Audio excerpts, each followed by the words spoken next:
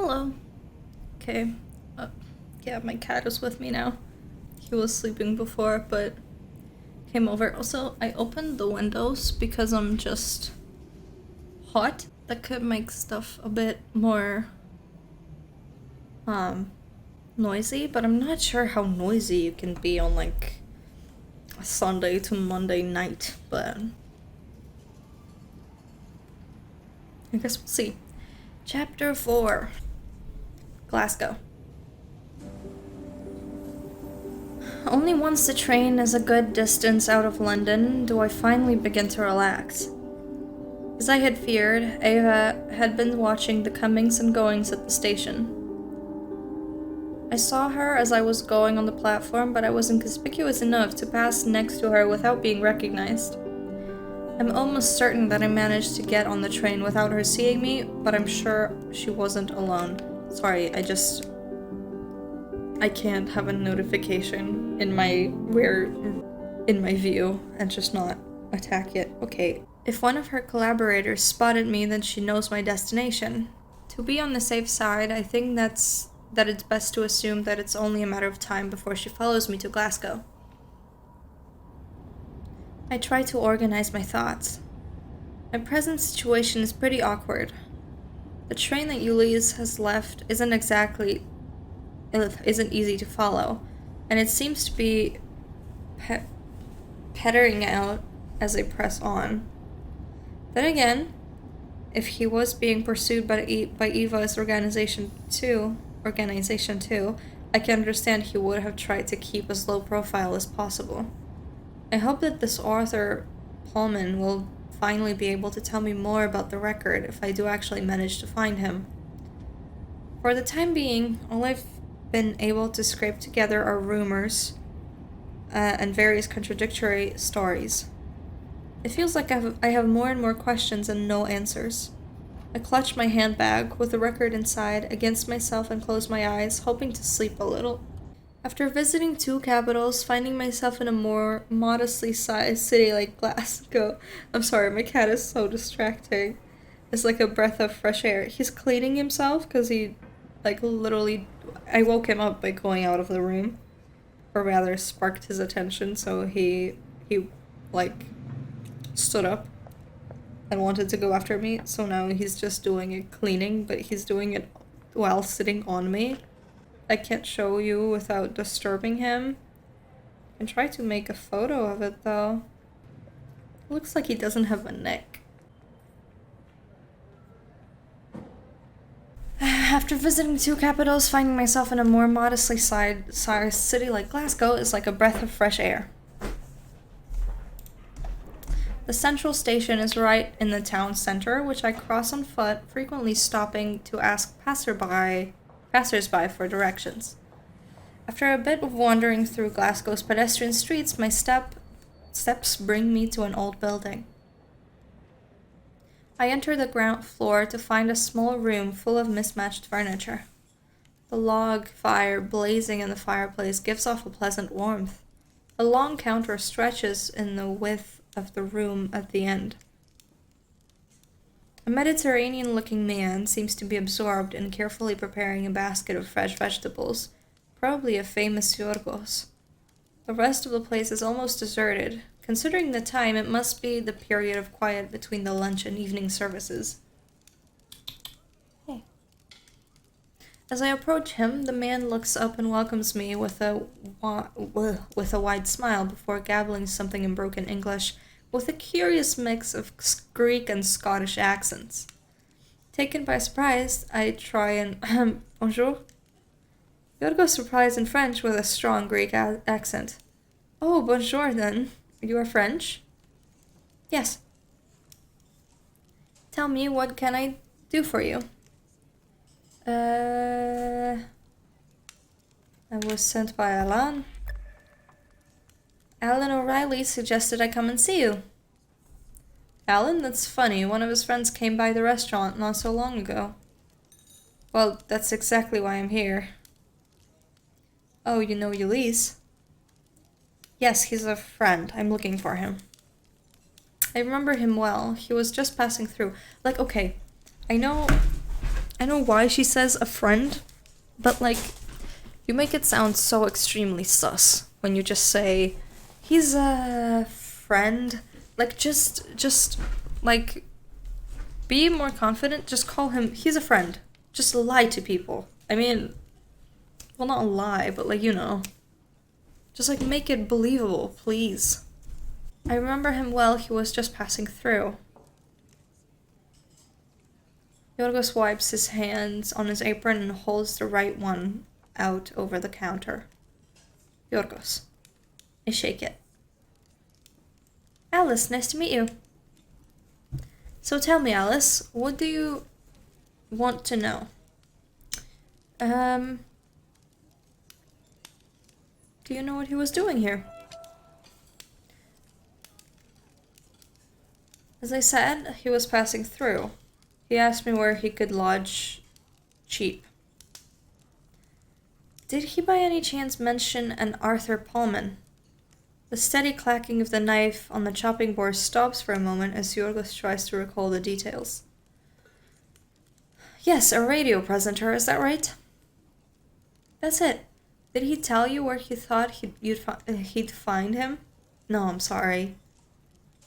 Do you think he might possibly work for a local radio station? Oh, you know, we mostly get national radio stations here. Aren't there any independent radio stations in Glasgow? Not as far as I know, but I'm no expert. There's a student radio subsidy. They broadcast from the campus, but only at certain times. They do a great mix in the evenings. Yeah, a car, that's what I'm... We play it often here in the restaurant. No commercials, just a reminder of the name of the station from time to time. If you go there, maybe they can tell you more? All I can tell you is that your Ulysses said nothing to me about that. What exactly did he say? That he was passing through Glasgow, like I told you, that he was looking for somewhere cheap to stay. When I asked him what he was doing in Scotland, he tells me, I'm researching a rare record. And when I questioned him, he clammed up he just talked about meeting an old radio presenter from the BBC, I think. Arthur Pullman. Right. Here, try this. Without warning, Yorgos pulls a plate in front of me. It contains a beautifully served mix of vegetables. Seeing the question in my face, he adds, I'm not going to let a friend of Alan leave without trying my cooking. Aw. Thanks. I am a mouthful, and I must admit it's delicious. I am? I try a mouthful, and I must admit it's delicious. I share my enthusiasm with him. Really? It's not on the menu yet. I've been trying for weeks to find a good counterbalance for the bitterness of the horseradish. Yorgos leaves me to enjoy my food, which gives me a little time for reflection.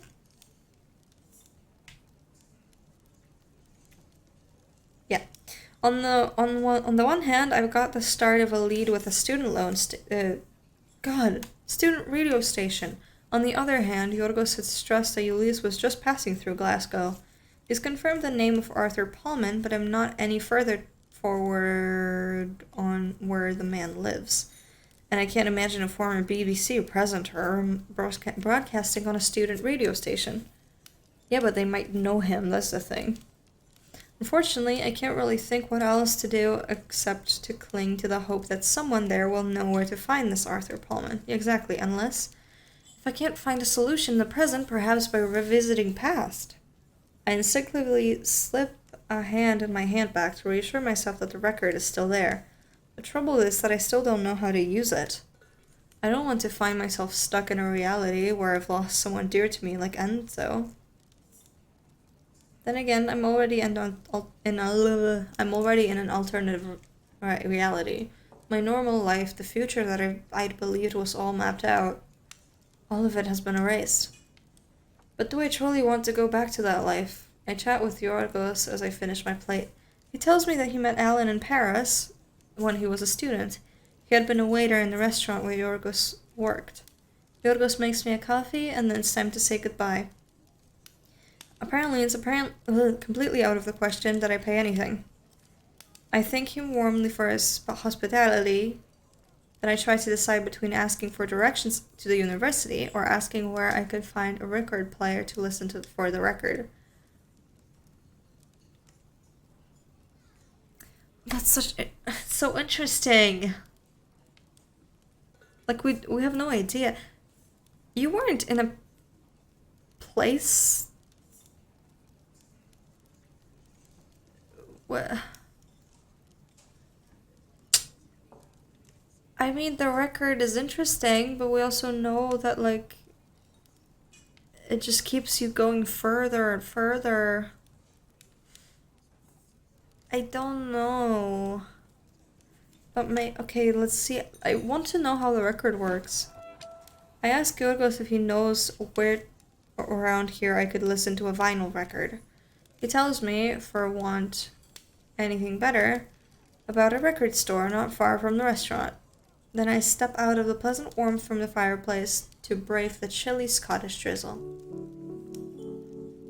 About an hour later, I enter the room in a little hotel near the station that I've booked for the night. I was able to buy a little travel record player in the record store that Yorgos had told me about. I sit at the end of the bed, put the headphones over my ears, and switch the player to 45 revolutions per minute. My head trembles with an apprehension as I place the needle in the groove. What point in my past will that record send me to? Will I find the answers to my questions? And most of all, what will my new reality be when I return to the present? The music swallows me whole before I have the chance to change my mind.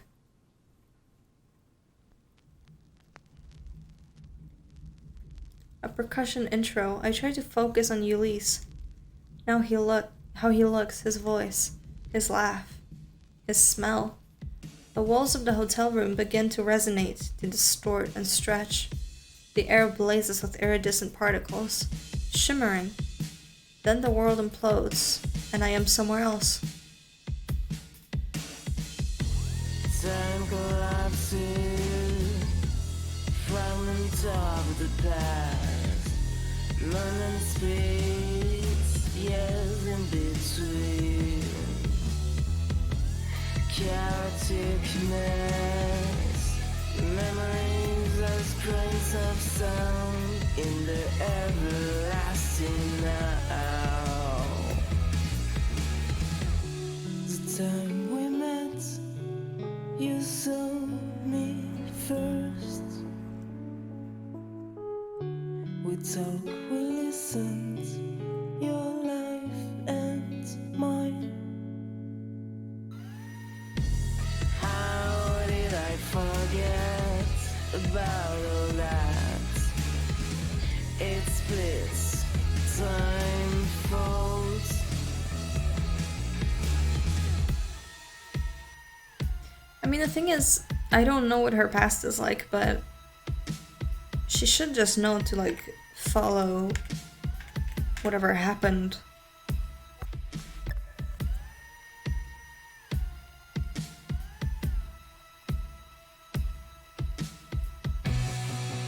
The record store, the three of us, Mark smiles, simple happiness of starting anew.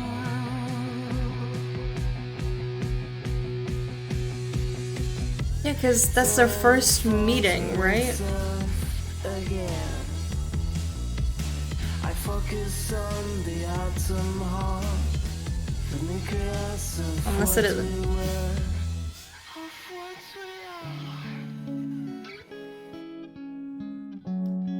Oh, that's so pretty. Burning light through the window, evening sun. That's such a pretty screenshot. Afternoon, you there on the couch, me at the piano. I look at you, I smile. When you smile back, the flow of time stabilizes into this then, and this then is now. Okay. I mean, I kind of try to write songs myself, and I really enjoy the flow that they have going on with this. Also, I'm wondering if, like, technically, lore-wise, this person who sings the voice of them is supposed to be, like, our character's voice, maybe? I don't know. Elise closes his book and looks at me concerned. Are you okay? You stopped playing all of a sudden. I got the feeling you were somewhere else. Yeah, I'm fine. I hold myself together. I know that my time here in this moment is precious. I don't want to allow myself to be overcome by emotion. Are you sure? You'd think you'd seen a ghost. Elise stands up. I'm going to get a glass of water. I'll be right back. Don't move. I'll get it for you. While Elise goes to the kitchen, I have time to look into the mirror above the mantelpiece. I still have long hair. I'd cut it a month or two before we split up.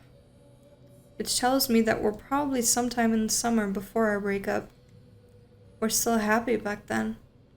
Then in September, at the start of new school year, he began to be more distant. Was he already thinking of leaving back then? Elise gives me a glass of water. I drink.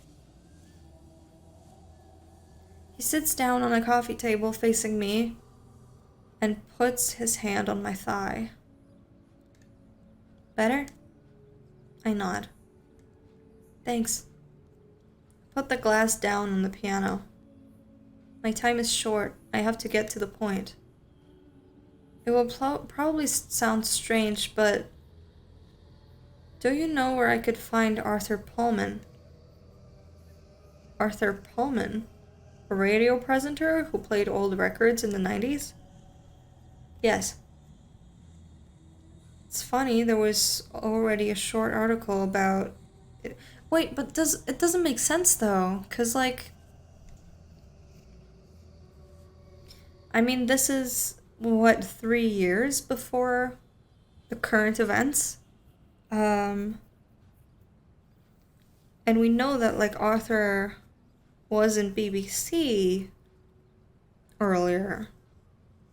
I don't know how much earlier, but it's funny, there was actually a short article about it in in Rocks last week. He snatches up the magazine on the coffee table, rifles quickly through it, and holds it out to me at the right page. The headline says, Jimmy Page's Loch Ness house is sold. Apparently, he bought Boleskine house? Boleskine? It's a house in Scotland that Page, the Led Zeppelin guitarist, bought in the 70s. It appears in some parts of their film concert. The song remains the same. I've got to say, I'm not totally surprised. Pullman's always been a Lebsed fan.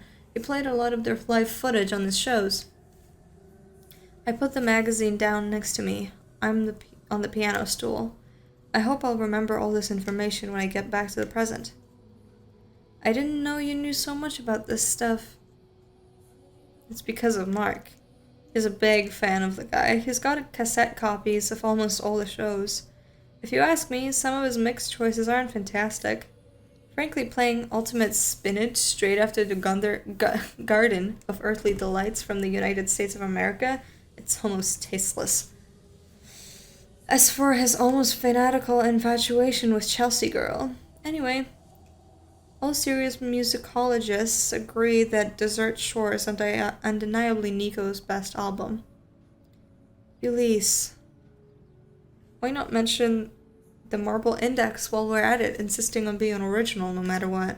Having someone like Joe Boyd at the helm, that makes all the difference, doesn't it? He's the one we can thank for 5 leaves left, for God's sake. Nick Drake's best record. Some people say that Pink Moon is better, but Elise is off. I know from experience that he could go on like this for hours. I'm afraid I don't have hours. I grab his arm and look him in the eye. Elise. He stops in the middle of a sentence. Understanding lights up on his face. It's the record, isn't it?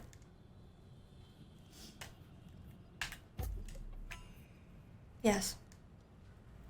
If we're talking about the same thing, yes, I listened to the record. And you come from the future where you need to find Arthur Pullman, right? I look away. I'm scared of telling him too much, that it may have an unpredictable impact on my reality. Elise seems surprisingly relieved. He takes me in his arms and we hold each other for a while. Then he emerges from my embrace and adds cheerfully, "That means that it didn't work." Huh? What didn't work? The walls of the apartment around us begin to dislocate. I don't need to explain to him. I can see his face that he understands what's happening. Alice, please. Try to remember that we don't need to break up anymore. That I don't have to leave you. That it didn't work.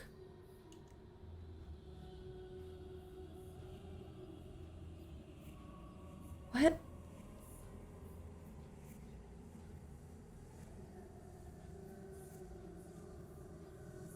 Did he himself listen to the record? And that's why he, left me.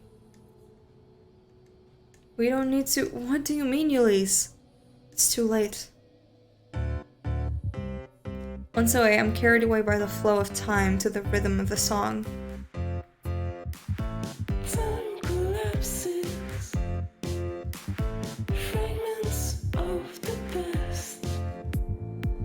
Moments split, years in between, chaotic mess. Memories are screamed of sounds in the everlasting now.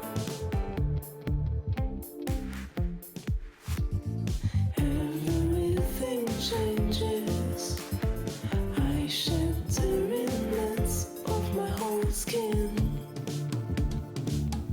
until the flow of time stabilizes into this new present.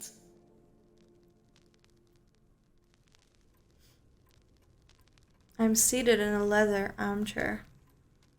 A jazz record plays softly with the characteristic crackling of a vinyl.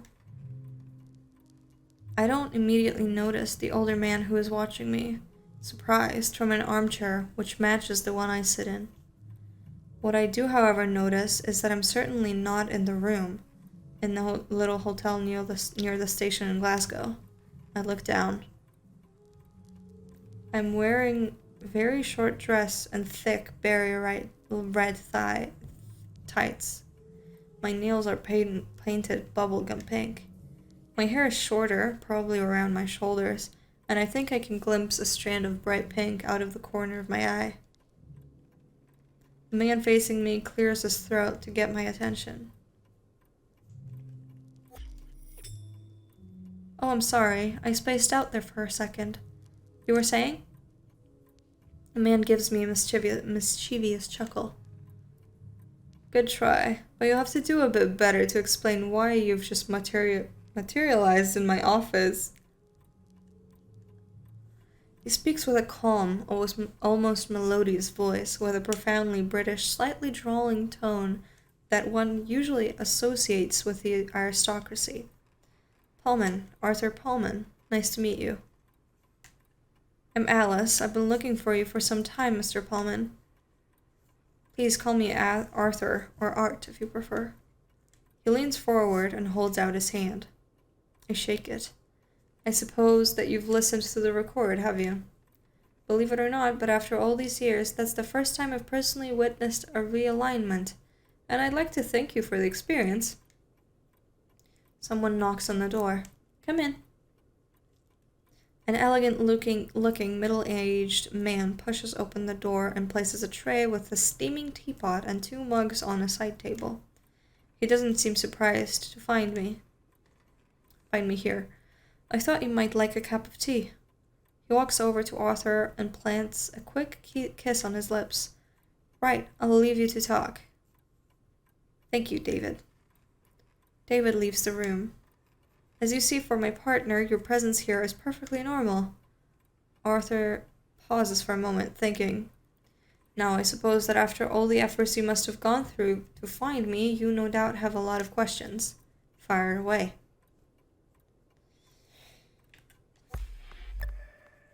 Originally, I was looking for a friend, a store record owner, French. He was looking for you too.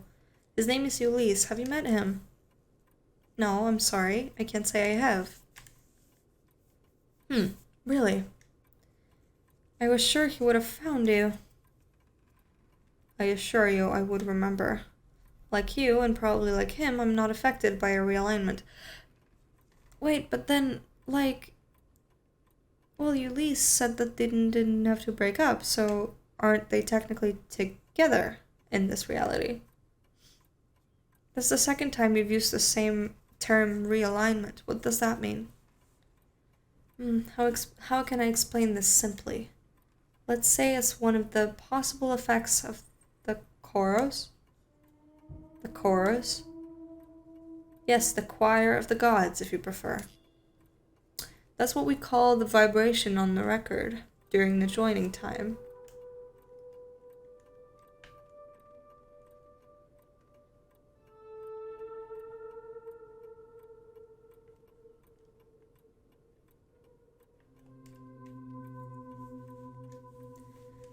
What do you call it then?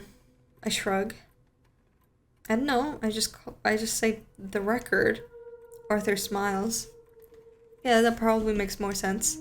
Each time that someone listens to the record, reality changes to adapt to the modification the person has made to their past. Our memory, our recollections, the sum of what we are, as it were, remains intact. And there is a principle of economy, if you wish, which makes the changes as limited as possible. It's extremely difficult indeed very probably impossible, to instill a global change. Generally speaking, someone's listening does not affect others. But it does sometimes happen that one is the eyewitness of a change in reality. Objects or people who appear or disappear before your eyes, or more rarely the geographical movements of the witness themselves, I call that realignment. That's exactly what just happened. You went back to your past to find out where I lived, didn't you? I nod. And the record sent you to the moment in your past where you could obtain that information. Yes, that's exactly what happened. Which is why you're here. You know, your intent is the principal factor which determines the moment of your life which the record will make you relive. Do what thou wilt shall be the whole of the law.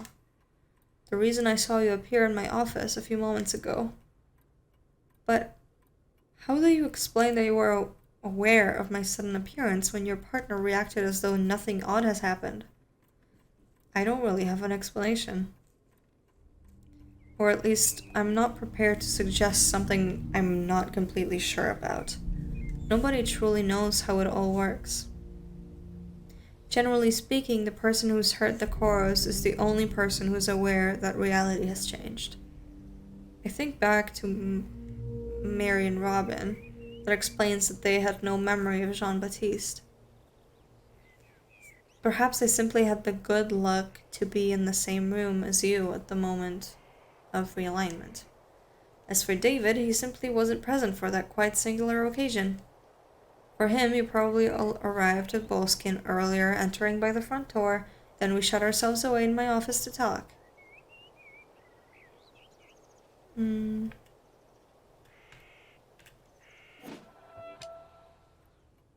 This house, bluesky, I read that it belonged to Led Zeppelin guitarist. Yes, it did. Is that why you moved here? Partly, yes. I've always been a fan of Zeppelin. When I saw that it was for sale, and at the very reasonable price, I succumbed. You know, I've spent the last 15 years going between London and New York. I desperately wanted something quieter, simpler. In short, a return to the country. And then, Davis always loved golf and long walks in the woods. This big house, we said to ourselves that it would be the perfect place to live out our old age. But that's not the only reason. Did you know that Boleskine belongs to Crowley? Crowley? Aleister Crowley. He was an occultist in the early 20th century. He certainly left his mark on popular culture. A bit like Rasputin, he had that whole aura of mystery and scandal, which was a source of inspiration for many artists. Like Led Zeppelin. Like, among others, Led Zeppelin, yes. In particular, Jimmy Page, the guitarist. I imagine you know the album Led Zeppelin 4. That's the one with Stairway, right? Absolutely. Pullman stands up, crosses the room, and begins to browse through a bookcase, or rather, the wall of records, which runs from floor to ceiling behind me. If we look at the jacket, it's particularly clear. Here it is. He takes his copy of the album, pulls out the inner sleeve, and turns it towards me. The white jacket, very plain, shows the list of titles in a Celtic-style font. The band had been disappointed by the reviews of their previous album Led Zeppelin 3, which they felt hadn't been completely objective. It was the end of 1970. The band was at the height of their popularity and creativity. They'd sold millions of records, they'd play to sell out crowds at every concert.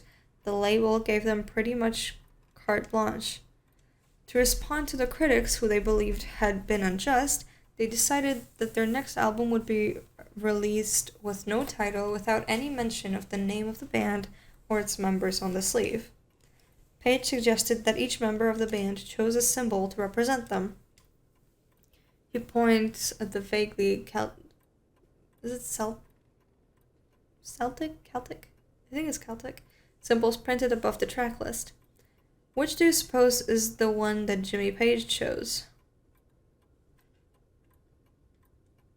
On a hunch, I point at the one on the left. Unless Ulysses has already told me the story. Exactly. When we look at the three other symbols, it almost feels like raw art. The Celtic interlacings for Bonham and Johns, and what's frankly just a pretty feather for Percy. Percy? Yes, sorry, that's Robert Plant's nickname. Arthur taps his finger on the light left-hand symbol. But look at Page's. It looks authentic. That's because it is. All the band's discography, from Led Zepp 4, exude occultism out of their very pores. And I'll let you guess when Page bought Boleskine House. In 1970. Exactly. What's that got to do with the record? I suppose you've probably heard plenty of stories about the choros. Or choros, I guess, if they're choir. Some people claim that it was the last recording of Robert Johnson just before he was escorted down to hell by Satan himself. Others link it to the psychedelic movement. Casey? Timothy Leary, all that bunch. I wouldn't be able to tell you if it's true or all false, which is certain is that the origins of the choros are far more ancient than the myths peddled by the record collectors and hippies. One of those legends claims that Page found an old cylinder of recorded music here in Boleskine. Out of curiosity, and probably hoping that it was in fact a recording of the master, Aleister Crowley himself, he had it engraved on acetate so he could listen to it. And that would be the record that's in my possession. No. The commune that I was a member of possessed the record before Page owned Boleskine, which tells us two things. Either the story about Crowley is a legend, or there are several records. It's not impossible, considering the first references to choros date from antiquity. There must have been a way to tap into the divine vibration before the gramophone existed, surely. It doesn't seem unrealistic that several different people made the discovery and got it recorded on a more modern medium. My theory, which is, let's be clear, only a theory, is that the fragments of other realities found their way into the new ones, and these fragments are the myths and legends which continue to circulate. Arthur pauses for a few moments.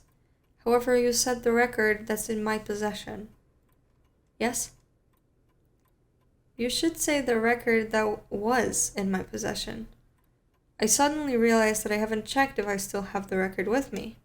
I grab my bag, which rests by my feet, and frantically rifle through it, trying not to panic. Clearly, the record is not there. Alice, I understand your reaction, but do try to stay calm. Where were you just before you materialized here? In a hotel room in Glasgow. The record stayed there then? Pullman nods. Yes, I'm afraid so. Can I use your telephone?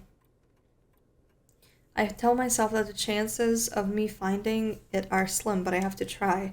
Arthur points to the office door. In the entrance hall. Turn right when you go out of the office and left at the end of the corridor. I'll wait here. Thanks. I have no trouble finding the entrance hall. The telephone is on a small desk across from the front door. I'm about to pick it up when I notice my reflection in the large mirror which hangs on the wall above the desk. It takes me several moments to realize that the image I see reflected is my own. Aww. As I had suspected, my new appearance is poles apart from the one I had before listening to that record. I'm wearing a canary yellow, mandarin-colored dress, embellished with brightly colored floral motifs, pleated an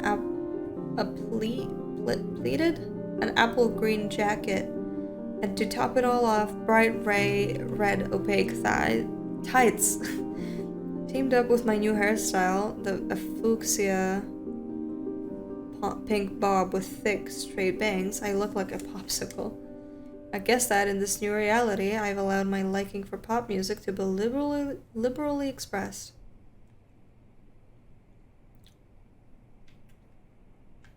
I mean, it's like half-half. I would imagine a better outfit, but it's nice.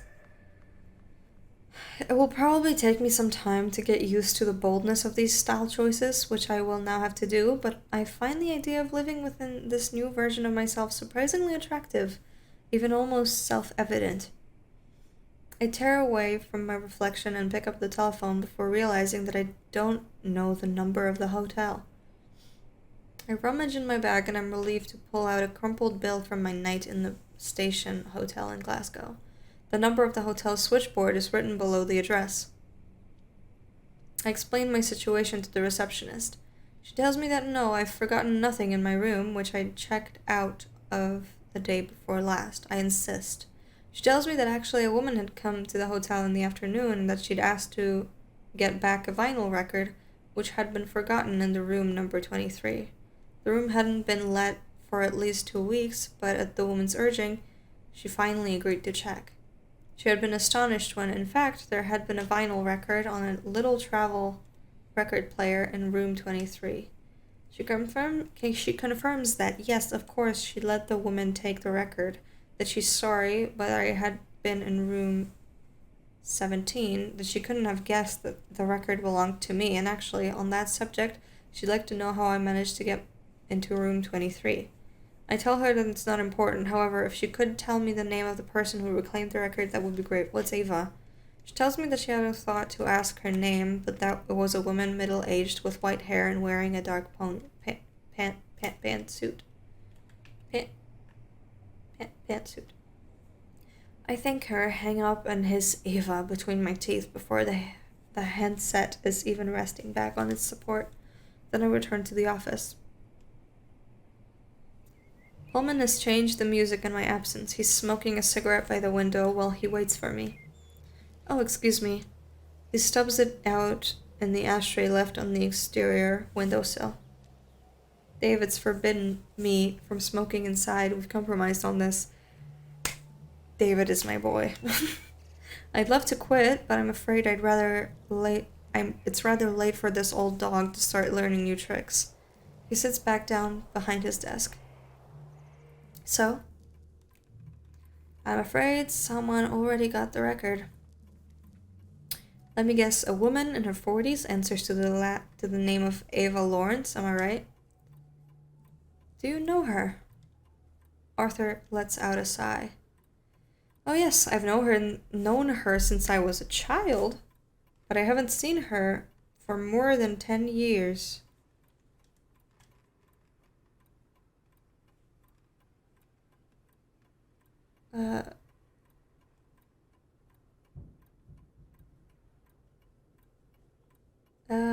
How did you lose touch? How did you lose touch?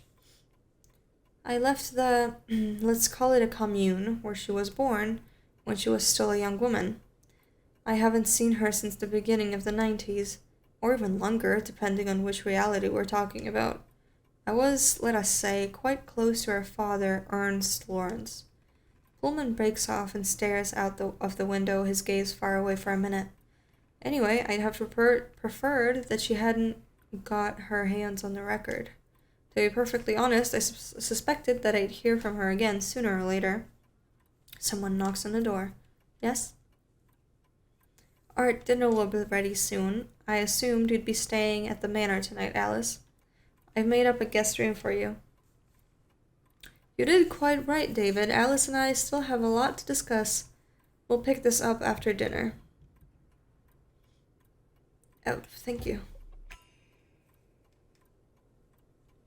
You're very welcome. We love having people to stay at the manor. It's a big house. It's made for entertaining. Aw. I follow my hosts into the dining room. David has cooked a simple but delicious meal. He serves me a glass of red wine while he scrutinizes me with a piercing, curious gaze. Tell me, Alice, what do you do? I imagine it's something to do with music, considering how much time you've spent with Art. I smile and take a sip of wine, winning myself some thinking time. I admit to myself that I have no idea. One thing's for sure, I'm certainly not a banker, not in this reality. On the one hand, I could answer vaguely that I work in music, which isn't exactly a proven fact, but it does seem in line with this new reality. On the other hand, I could answer honestly and tell him that I work in a bank, in spite of all the clues which suggest that that's not now extremely improbable. Sure. Yes, I do actually work in the music industry. I needed some information about a rare record that only Arthur could give me. David smiles. That doesn't surprise me. Art's real fount of knowledge. A real's fount of knowledge. Now that he's retired, I keep pushing him to write something on the subject. What do you think, Alice? Arthur cuts him off. Davy, sure you're not going to interrogate our guests, are you? No, sorry, I didn't mean to pry. I hope I haven't made you feel awkward. I tried to point the discussion in a less prickly direction. How did you get to know Arthur? My dad was Latino, my mom American, and I grew up in Queens. I met Art in a club in the East Village. He was a local correspondent for the BBC. It took him a few years to persuade me to move to London with him, but I'm happy to say I don't regret it a bit. Arthur, who'd risen to clear away our plates, strokes his partner's shoulder with affection.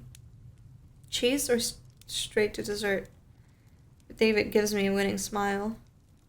Whichever you prefer, Alice, but if you put the cheese on the table, it will give me an excuse to eat it. Give me dessert. Straight to dessert, thanks. David's cholesterol levels say thank you, Alice. Arthur disappears into the kitchen with our plates.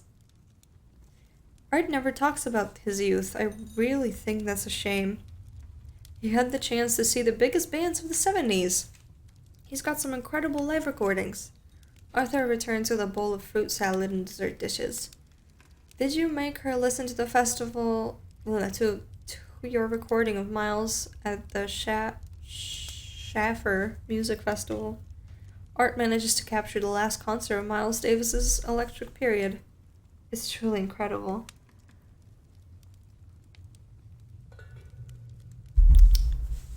Alice isn't here for that, David. Don't listen to this party pooper. He doesn't like talking about his youth. It's mostly because that period is pretty fuzzy to me. Yes, the world must have been horribly drab before you met me, Art. I laugh. We're both charming and cultured. I'm having a very pleasant evening.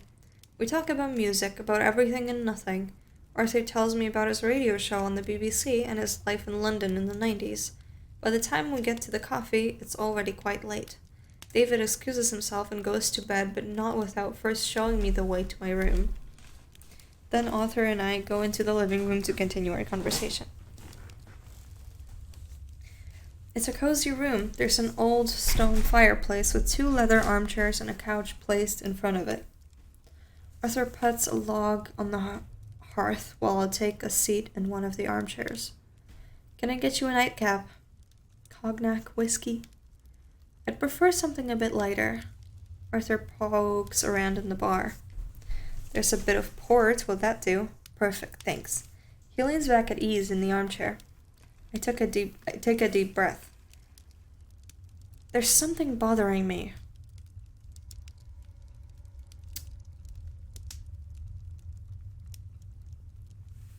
Why have you decided to help me? I mean, we don't know each other. You watch me pop up in your office and you're so kind and supportive. Why? And it's Arthur's turn to take a deep breath. I feel rather responsible for what's happened to you. The record, I should have destroyed it when I could have. But I was selfish. Instead, I chose to escape by throwing myself into the best life I could imagine. I hope that you'll finish what I started if you get the chance. Let me start by telling you my story, please. It should help shed light on a few shadowy areas for you. Very well. I'm listening. Holman takes a gulp of whiskey and puts his glass down on the coffee table. The year I turned 22, I joined a hippie commune in Germany, in the south of Bavaria, a few miles from Munich. I was young and I dreamed of freedom. I had a terribly middle-class family, and I thought that I had better get a move on and have a few adventures before my ingrained middle-class sensibilities could take root. So I took a ferry for the continent, and I wandered around France and Italy for a few months before taking up residence at that commune in the Bavarian countryside. It was there that I met Ernst Lawrence. For a while, he was my mentor, maybe even my friend. He was an extremely cultured man with incredible charisma. He was over 30, one of the oldest of us, which gave him a sort of natural authority. The commune aimed to be staunchly democratic, but in reality it was often he who guided the direction, and who decided when a decision needed taking for the governing of the community. Those first years were fantastic. We lived a carefree existence. We cultivated the land. We did a bit of crafting, wickerwork, pottery, to exchange for all that we couldn't produce ourselves. There was music every night. We took acid frequently. But it doesn't last. Arthur's face is bleak. No, you're right. And I was naive to have thought it could. Ava was born the year before I arrived. Her mother, a young woman in the commune, died in childbirth. Ernst adopted her as if he were her father, which was certainly a possibility, but was absolutely not a certainty. It was the era of free love. The concept of monogamy was pretty hazy for the members of the community. Whatever the case, he raised her as his daughter. Ava was an odd child. She was clever, precocious. She often seemed more adult than child. I found out years later that Ernst had made her listen to the record several times during her childhood, so that she could be liberated as soon as possible from the yoke of reality. I'm sorry? I've got no idea what the effects of the chorus could be on such an immature psyche, but I imagine that it must have been a determining factor in the construction of her identity.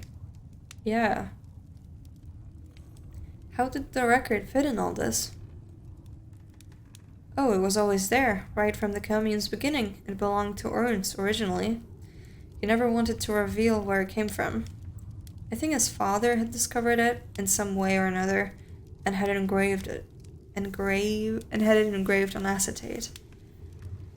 Ernst was from a very wealthy family. He created the commune after he inherited the land which belonged to his family. I didn't learn that until later either. Things started to change in the second half of the 70s. Little by little, Ernst's position became more radical.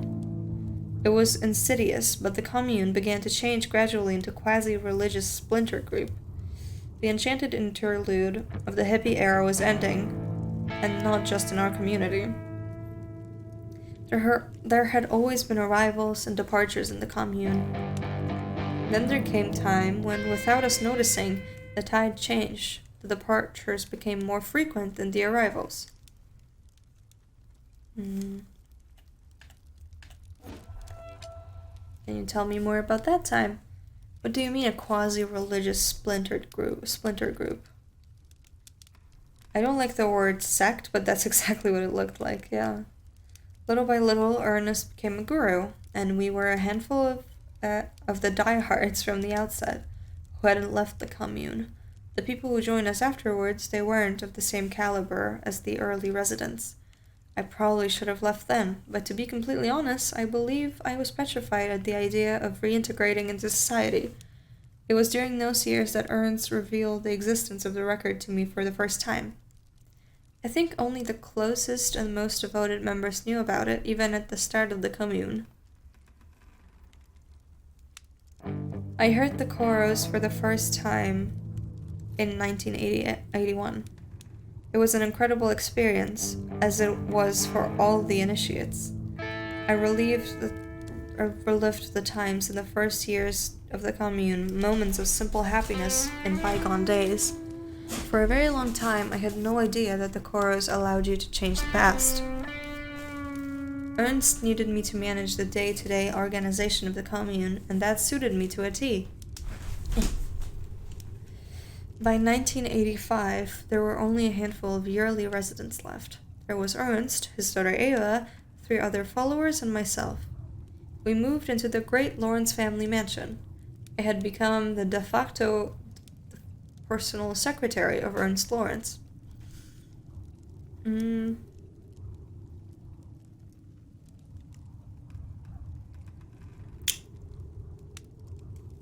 That's fascinating, but what was the point of all that? Arthur shrugs. What's the point of life? There's a hesitation before he clarifies what he means, an enigmatic smile playing on his lips. What I mean is, I never knew if Ernst truly had a long-term plan. I think he had simply found a way of life that suited him, and he did what he had to do to make it last. I mean, it must seem strange to you, but to be perfectly honest, it was quite a pleasant life. It took me some time for me to mourn the loss of those hippie ideals, but once I got into the new routine, well, I don't really regret those years. In that case, what made you leave? A combination of various factors. For some time, the Bundesnachrichtendienst, the RFA's intelligence service, had been watching us. Like the sword of Damocles, the menace of their strike on our network hung over us. Ernst has sunk into a kind of permanent paranoia, which was only worsening with time. In hindsight, I'm sure it was a warning sign of his illness. With the fall of the Soviet Union, he took advantage of the chaos generated by the reunification to emigrate to the other side of the Iron Curtain, to Prague. Or Prague. I think it's Prague? Yeah. I think it was Eva who whispered that idea in her father's ear. I imagine she'd realized that with all the upheaval, she'd have the opportunity to carve herself out a more important and decisive role in the organization. Which is exactly what happened. So the organization relocated again and presented itself as a kind of occult allegiance club. Vaguely Masonic, at least from the exterior. The Ion Kairos Lodge. Ion Kairos, what does that mean? As you may have guessed, the name wasn't chosen by chance. The concepts are rather complicated to explain. Do you want the long version or the short? Long? I sit back in my armchair. Let's try a long version if you don't mind. Pullman sighs. As I told you, I wasn't very abreast of the, what we might call, mystic part of the organization. Even if I was pretty much in charge of the operational aspects of our activities, of course, I asked Ernst about it. What did he tell you? Ion, Kairos, and Chronos are the three terms which corresponded to different aspects of temporality for the ancient Greeks. The notion of Chronos is the easiest to understand. That's what we modern man simply call time. One could, at a push, translate Ion as the notion of eternity. As for Kairos, that's more difficult to explain. It's a deciding moment. The infinitesimal moment when everything changes. Do you see what I mean? Oh, no, that's not hard to explain. I get it. Perfectly. Like, just the moment that decides everything. Yes, it's pretty clear. I think of my own experience with the record, of reliving those moments of change, and the resulting ripples of transformation. The choice to associate eternity and the deciding moment, as you say, the Ion and the Kairos, it's almost poetic. But that doesn't tell me how you managed to escape. Sorry, you're right, I'm afraid I got a bit off track there. I'll try to stick to the basics, but I could talk to you all night without getting through everything that happened during those 20 years of my life. Anyway, it was the move to Prague which marked the beginning of the end for me. Ernst was suffering from an early onset and aggressive strain of Alzheimer's disease, undiagnosed, of course. While we stayed in Bavaria, in the house that he'd always known, I think he managed to counteract his progressive memory loss. In a completely new environment, however, his condition worsened rapidly. Yeah, okay. Eva became more and more important, finally superseding her father as the head of the organization. Little by little, she moved me to the sidelines. When Ernst died in 91, I really began to question my own commitment to the lodge. I suppose you could call it a midlife crisis, but the fact is, I wanted to change my life. And also, while Ernst and I simply defended our way of life, Eva had other ambitions. She was the most diligent student of the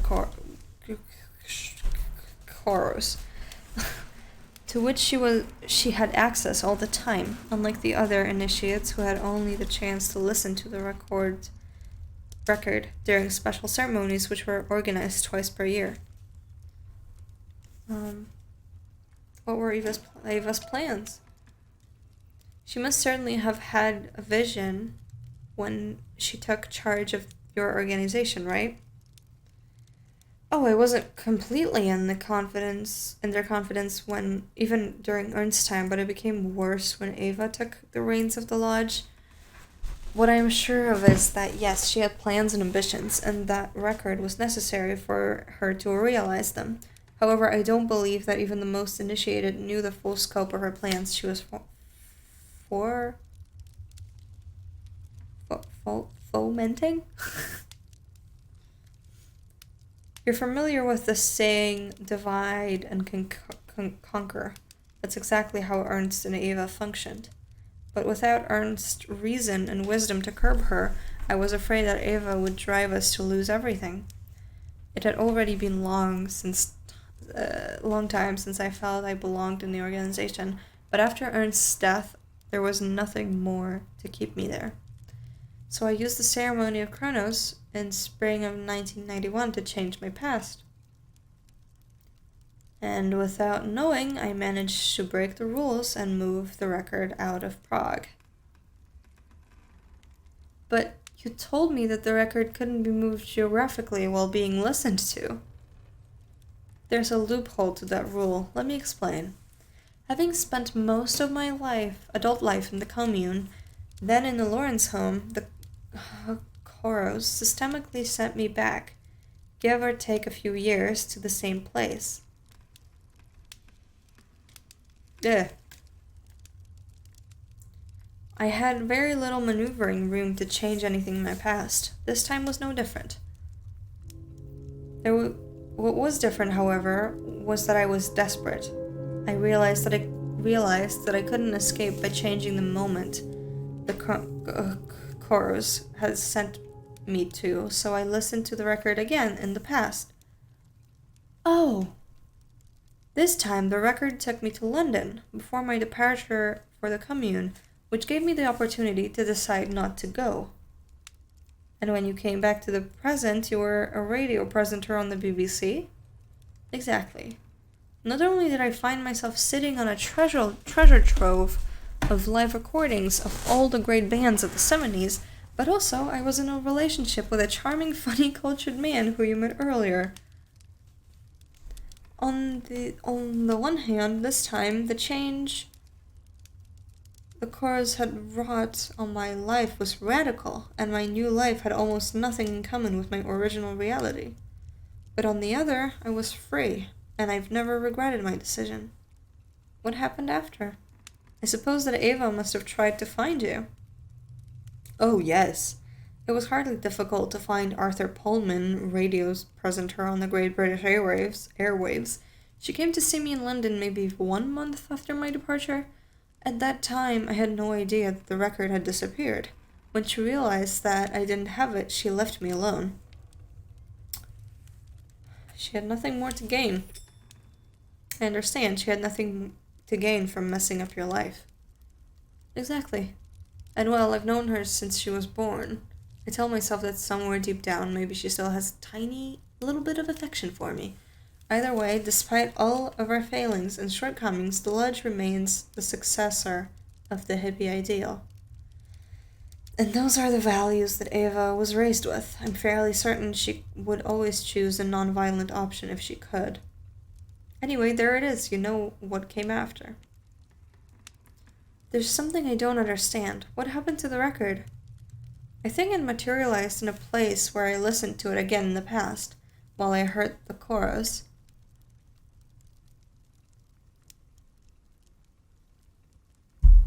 So, in the location of the commune, in Bavaria.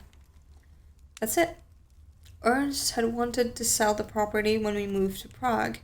The money from the sale allowed them to finance a large residence of the Malestrana district near Charles Bridge. Then whoever bought the Lawrence family house, they found the record? Probably, but it's more complicated than that. The property was transformed into a hotel after the sale. The type of place you rent out for weddings, you know? I nod. A needle in a haystack situation, then. Indeed. Besides, I never heard any more about the record except those legends hawked by the record collectors, the store owners, and other musicians which I have resisted adding to. Well, at least not until you materialized in my office earlier. Thank you. It mustn't be easy to have gone back over all that after so many years. Arthur gestures that there's no problem with a wave of his hand. Oh, I guess this business would resurface sooner or later. As I told you, I regret not destroying the record when I had the chance. Perhaps I could have ended it all. Ended all this. He finished his drink with one swallow and checks his watch. However, I hope you'll excuse me, but it's late. We'll finish this conversation tomorrow if you don't mind. Very well. Thanks again for your kindness and your hospitality. Arthur smiles at me. Come on, I'll walk you to your room. Oh, that's creepy. The Boleskine guest room is a big room, decorated in a cozy rustic style, which in with an adjoining bathroom.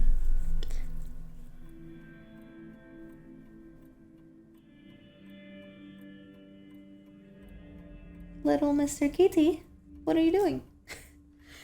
My travel bag rests on the upholstered seat at the foot of the bed. My hosts certainly know how to receive their guests. I go quickly through my bag, realizing that it probably doesn't contain the same things as before I listened to the record. Without surprise, I discovered that it's overflowing with a colorful, electric selection of clothes. I take out my wash bag, a pair of short pajamas, and a watermelon print. Then I get undressed and discover, this time to my surprise, that my arms and thighs are covered with colorful tattoos, which are quite as eclectic as my new wardrobe. Aww. I go into the bathroom and observe my new image in the mirror. This new version of myself is decidedly strange. After a quick shower, I slip between the sheets, hoping that sleep will find me swiftly. I enter the kitchen shyly. David is reading a newspaper as Arthur prepares scrambled eggs. The radio, probably tuned to the BBC, delivers the morning news report.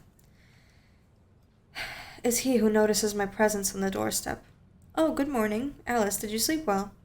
Obviously, with all my adventures of the previous day, my night has been a little disturbed. But does Arthur really need to know that fact? Oh, that's very well. I passed an excellent night, thank you. Arthur smiles. I'm delighted to hear it. There are quite a few stories about the haunting of Ballskin. Since I've lived here, I've always slept very well too. If you want my opinion, I believe that ghosts, if they exist, attach themselves to people, not to places.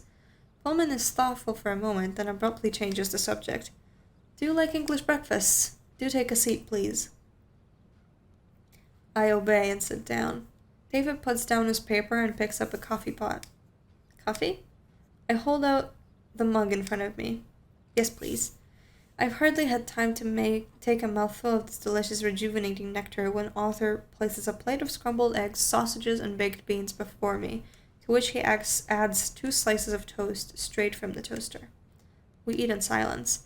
David sips his coffee. Arthur seems engrossed by the radio. I finish my plate quickly, pour myself another cup of coffee, and use the quiet to try to assemble my thoughts into better order. The first startling information is, it would seem that Ulysses never reached Ballskin. Yeah, I imagine that what happened was that after traveling to Glasgow, Ulysses probably backtracked to Paris. If you didn't break up, like if in this reality they didn't break up, it would make even more sense for her to go into music industry or something, just to be more, glowy and not work in a bank. So I just believe that maybe he just didn't break up with her in this reality, where he decided to send the record to me. What if you lived together and he just found the record or something? But it wouldn't make sense to go here. I don't know, I can only think of 2 reasons why he would have decided to give up on his journey to Ballskin. Either he judged that his visit would be too dangerous. I suppose that he was also being closely followed by Eva and the members of the lodge Ion Kairos. Realizing that the noose was tightening, perhaps he preferred to muddle the trails by changing his route and by getting rid of the record as fast as possible. The other option is that for him too, the trail to Arthur stopped in Glasgow. After all, I was only able to discover the address of Pullman's new home by returning to the past. It's possible that he hadn't remembered that the sale of Ballskin had taken place and that person he was seeking was the one who had bought the property.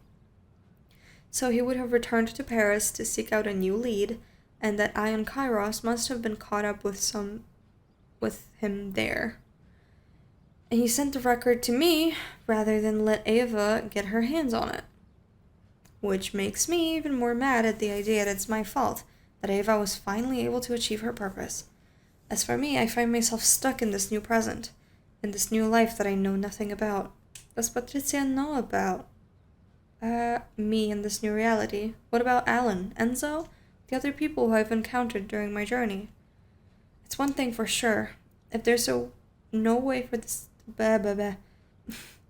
if one thing's for sure, it's that there's no way this new Alice leads a tidy little life in Bordeaux. It all seems so far away, although only a few days have passed.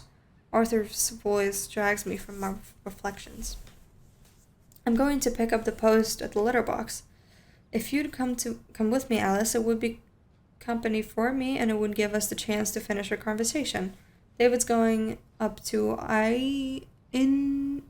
Inverness to do some shopping this morning. He'll drop you off at the station. My hosts are most certainly perfect. Not knowing how to express my gratitude, I content myself with saying thank you. I pick up my plate and mug. David gestures me to leave them in a sink. Then, after running to my room to grab my coat, I join Arthur in the entrance hall. We go out.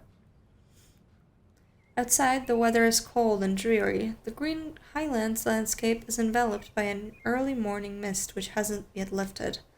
Arthur hands me a piece of paper. This is the address of the lodge in Prague. Now that Ava has the record, I think I can confirm that she'll take it back there.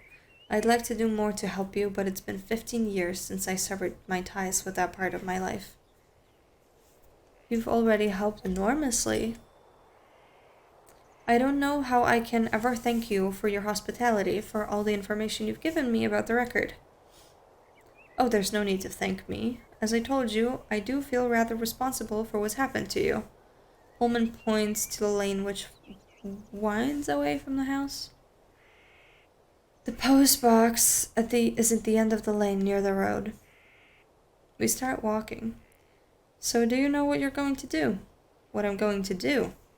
Yes, when you leave Bolskin. I don't suppose it will be too difficult to find a flight from London to Prague. It's true that I haven't really considered the question. On one hand, Arthur is encouraging quite insistently to try to get the record back. On the other hand, why should I really do it? I don't have much information about this new reality, except for the few clues I've been able to glean from my belongings. I could go home to Bordeaux, take some time before making any decisions. I could also stop in London, drop in on Alan. Even if I don't even know if we still know each other in this new reality. And then there's Elise. If he never came back to Bolskin, where could he be? I think back to our encounter just yesterday for me, 3 years ago for him. What did he mean by we don't need to break up anymore? It would be so much simpler if I could just find him. No matter what, I'm not going to charge straight ahead to Prague. Not before I learn a little about my new life. Oof. Bordeaux. I think I'll start by going home to Bordeaux. After all these adventures, I really need to know who I am in this new reality. I understand. I hope you'll find the answers to your questions. But don't lose sight of the fact that, how should I put it, you're still you, deep down. I don't believe that the choices we make change us in our deepest essence, if you see what I mean. Yeah. Yes, you're probably right. I don't believe changing the past is the solution to my problems. I prefer to look forward. In any case, thanks again for this address in Prague, and for everything else. Arthur just smiles at me this time. We reach the mailbox. He opens it, sees that it's empty, and we head back to the house. David is waiting for us at the door.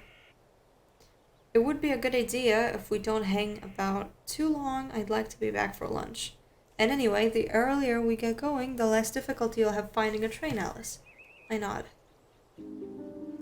I just need a minute to get my things and I'm ready to go. A few minutes later, I climb into David's old 4x4. Then we leave Bolskin, heading for Inverness, then London, then Bordeaux. Sorry.